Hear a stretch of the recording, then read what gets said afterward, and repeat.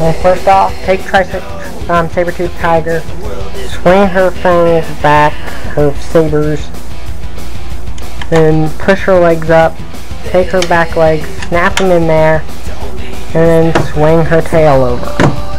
Done. Triceratops, he's even simpler. Just swing the tail in. Like that. That's all there is to him.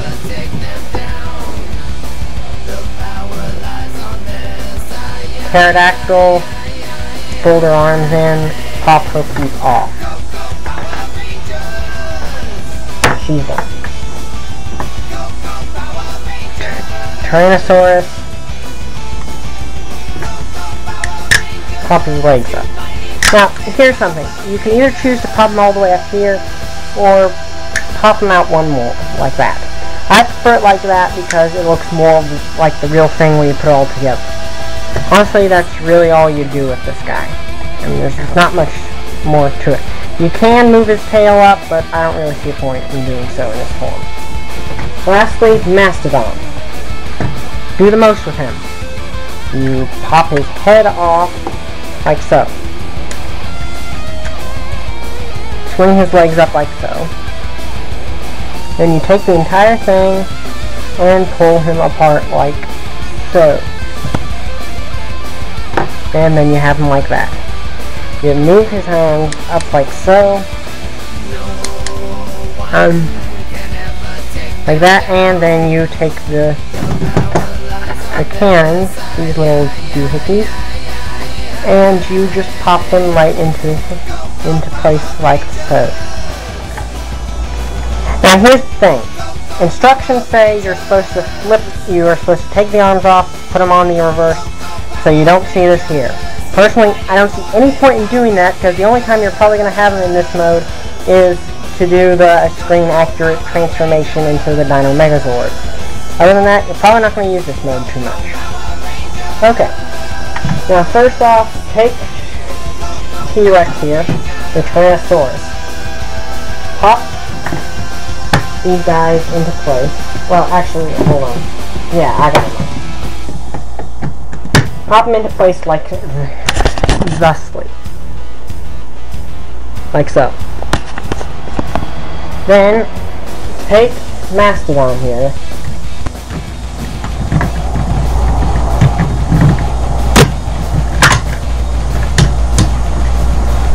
Like so.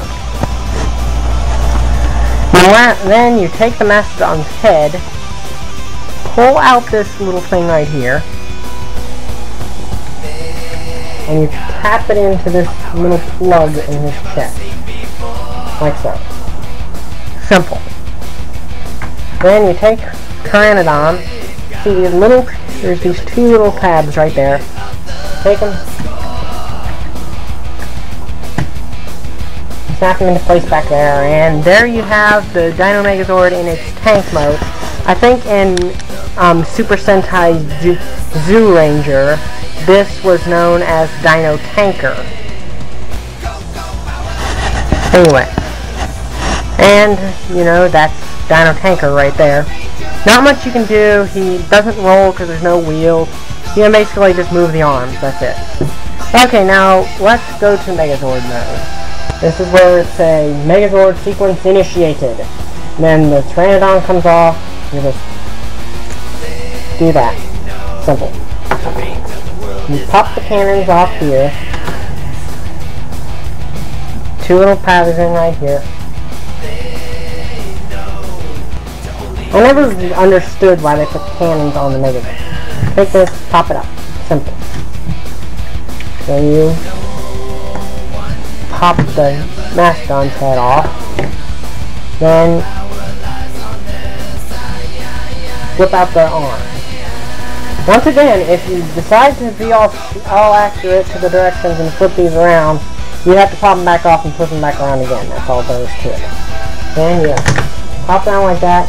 Then, you know, Megazord sequence initiated, and got them popped up like that. Hold down. I'm going to need more to prop up my camera a little more.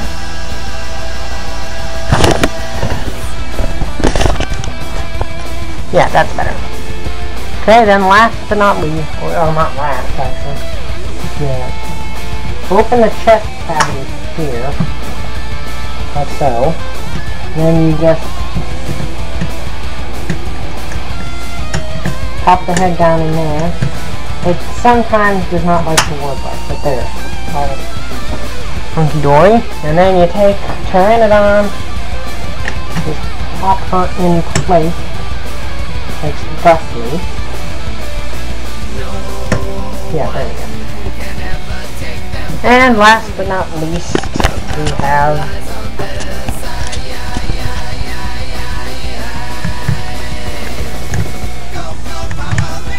the horns. And there you have the Dino Megazord. Now, he's not as big as the original was. Oh, and before I forget, Mammoth becomes a shield. He never actually uses that much. And then you have his sword, the Power Sword. The sword that smites monsters and causes them to explode spontaneously after it comes down from the heavens and gets stuck in the ground and he pulls it out. This thing, kind of flimsy, but it still works. Still works nicely. And it's got good detailing there. As you can see, it has that nice pattern on the handle all the way up to the tip. Really nice mold. And it sticks in his hand really, really well, actually. So, you can do all sorts, you can do his smiting poses and all that. Now, onto his design. He's smaller all around than the original Megazord. I don't have the original Megazord, but I've seen comparison shots. He is smaller than the original Megazord. But, on the bright side, he's more proportional. The original had these big, blocky legs that scrape together if you try to move them, as I've seen some people do that. I'm not sure. Articulation-wise, he's a Megazord. All he has is basically his arm, so he does have a nice extra point, and that he's got a elbowish joint here due to how the transformation, so you can have him posed like that, which is actually how I display him. So, there is some more posability to him than the typical Megazord you'd get. So, he's okay. I mean, but he really looks show accurate. This is more show accurate than the original, actually. I do remember that the original was a little more proportioned well than the original figure was. And, of course, he has the far superior stickers on him. The original, a lot of people spent a lot of money getting the show accurate stickers if they cared. So anyway, onto a little scaling. Move him back so I can fit them both in the same shot. Here's my SPD Delta Squad Megazord. And as you can see, he's about a good head taller than the Delta Squad Megazord. So he's actually a pretty good sized Megazord. Personally, I think he'd pretty much kill the Delta Squad Megazord. Oh, and one thing I forgot.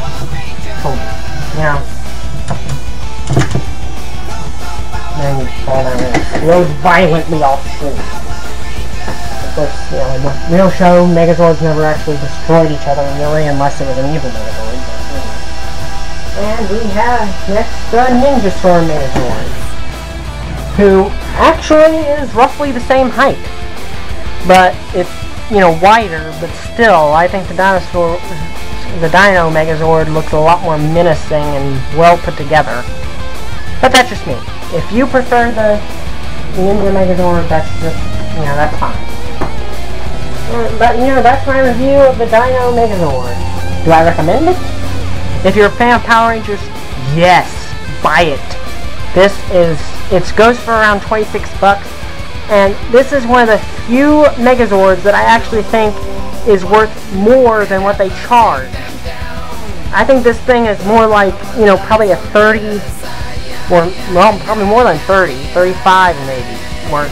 If you can get it for 35 or under, get it. But if you can get it at the store, it's probably going to be about $26, it's worth it. Especially if you're a Power Rangers fan.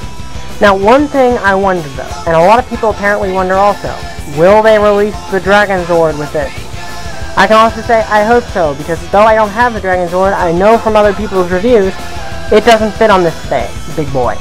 It will not fit on his shoulders. And even if it did, it'd probably crush him because he's a good bit smaller.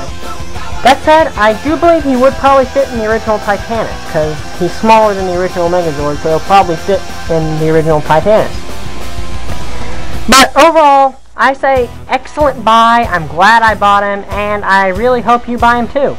Because if you're a Power Ranger fan, the original Dino Megazord is probably the most iconic thing in all of the Power Rangers universe that you can buy. Because this is the one that started it all. You can't really call yourself a Power Rangers collector unless you have some incarnation of the Dino Megazord.